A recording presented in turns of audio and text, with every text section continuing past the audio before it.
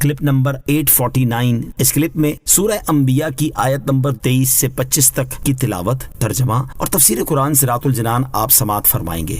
بسم اللہ الرحمن الرحیم۔ ترجمہ: اللہ کے نام سے شروع جو نہایت مہربان رحمت والا ہے۔ لا يسأل عما يفعل وهم يسألون۔ ترجمہ: اللہ سے اس کام کے متعلق سوال نہیں کیا جاتا جو وہ کرتا ہے، اور لوگوں سے سوال کیا جائے گا۔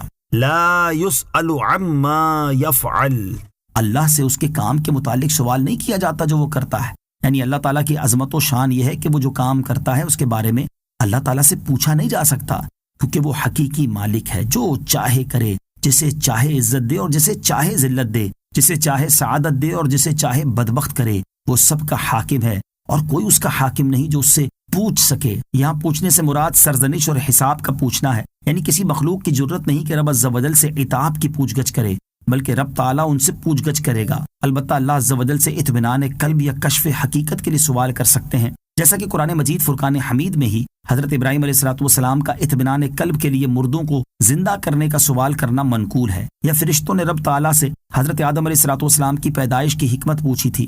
البتہ بعض اوقات ایسا ہوتا ہے کہ سوال اگرچہ حسن نیت سے ہو، لیکن کسی دوسری حکمت کی وجہ سے مطلقاً ہی سوال سے منع کر دیا جاتا ہے، جیسا کہ اس کے متعلق بھی روایات موجود ہیں۔ وَهُمْ يُسْأَلُونَ، اور لوگوں سے سوال کیا جائے گا۔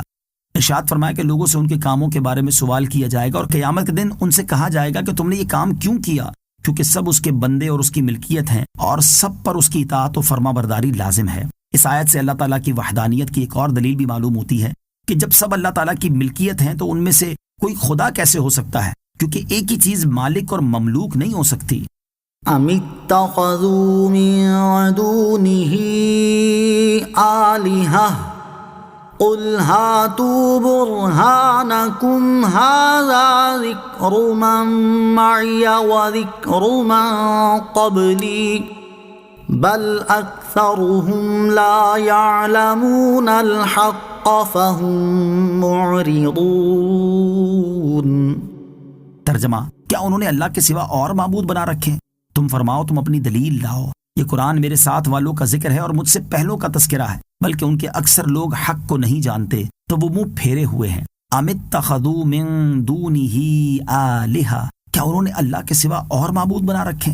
اللہ تعالیٰ نے کفار کو ڈانٹتے ہوئے استفہام کے انداز میں فرمایا کہ کیا انہوں نے اللہ تعالیٰ کے سوا اور معبود بنا رکھے ہیں؟ اے حبیب علیہ السلام، آپ مشرکین سے فرما دیں کہ تم اپنے اس باطل دعوے پر اپنی دلیل لاؤ اور حجت قائم کرو، خواہ عقلی ہو یا نقلی، مگر تم نہ کوئی عقلی دلیل لا سکتے ہو جیسا کہ مذکورہ بالا دلائل سے ظاہر ہو چکا، اور نہ کوئی نقلی دلیل پیش کر سکتے ہو، کیونکہ تمام آسمانی کتابوں میں اللہ تعالیٰ کی توحید کا بیان ہے اور سب میں شرک کو باطل قرار دیا گیا اور اس کا رد کیا گیا ہے۔ ھذا ذکر من معی، یہ قرآن میرے ساتھ والوں کا ذکر ہے۔ ساتھ والوں سے مراد حضور پرنور علیہ السلام کی امت ہے۔ قرآن کریم میں اس کا ذکر ہے کہ اس کو طاعت پر کیا ثواب ملے گا اور معصیت پر کیا عذاب کیا جائے گا۔ پہلوں سے مراد یہ ہے کہ پہلے انبیاء کرام علیہ السلام کی امتوں کا اور اس کا تذکرہ ہے کہ دنیا میں ان کے ساتھ کیا کیا گیا اور آخرت میں کیا کیا جائے گا۔ حضرت عبداللہ ابن عباس رضی اللہ تعالی عنہما فرماتے ہیں کہ ساتھ والوں کے ذکر سے مراد قرآن مجید ہے اور پہلوں کے ذکر سے مراد تورات اور انجیل ہے، اور معنی یہ ہے کہ تم قرآن، تورات، انجیل اور تمام آسمانی کتابوں کی طرف رجوع کرو۔ کیا تم ان میں یہ بات پاتے ہو کہ اللہ تعالیٰ نے اولاد اختیار کی یا اس کے ساتھ کوئی اور معبود ہے؟ بل اکثرهم لا يعلمون الحق، بلکہ ان کے اکثر لوگ حق کو نہیں جانتے۔ اس کا خلاصہ یہ ہے کہ کفار کے عوام کا حال یہ ہے کہ وہ حق کو جانتے نہیں اور بے شعوری و جہالت کی وجہ سے حق سے منہ پھیرے ہوئے ہیں، اور اس بات پر غور و فکر نہیں کرتے کہ توحید پر ایمان لانا ان کے لیے کتنا ضروری ہے، جبکہ ان کے علماء جان بوجھ کر عناد کی وجہ سے حق کے منکر ہیں۔ وما ارسلنا من قبلك من رسول الا نوحي اليه انه لا اله الا انا فاعبدون۔ ترجمہ: اور ہم نے تم سے پہلے کوئی رسول نہ بھیجا مگر یہ کہ ہم اس کی طرف وحی فرماتے رہے کہ میرے سوا کوئی معبود نہیں تو میری عبادت کرو۔ وما ارسلنا من قبلك من رسول الا، اور ہم نے تم سے پہلے کوئی رسول نہ بھیجا مگر ارشاد فرمایا کہ اے حبیب صلی اللہ تعالی علیہ وسلم، ہم نے آپ سے پہلے جس امت کی طرف کوئی رسول اور نبی بھیجا، ہم اس کی طرف وحی فرماتے رہے کہ زمین و آسمان میں میرے علاوہ کوئی معبود نہیں جو عبادت کیے جانے کا مستحق ہو، تو اخلاص کے ساتھ میری عبادت کرو اور صرف مجھے ہی معبود مانو۔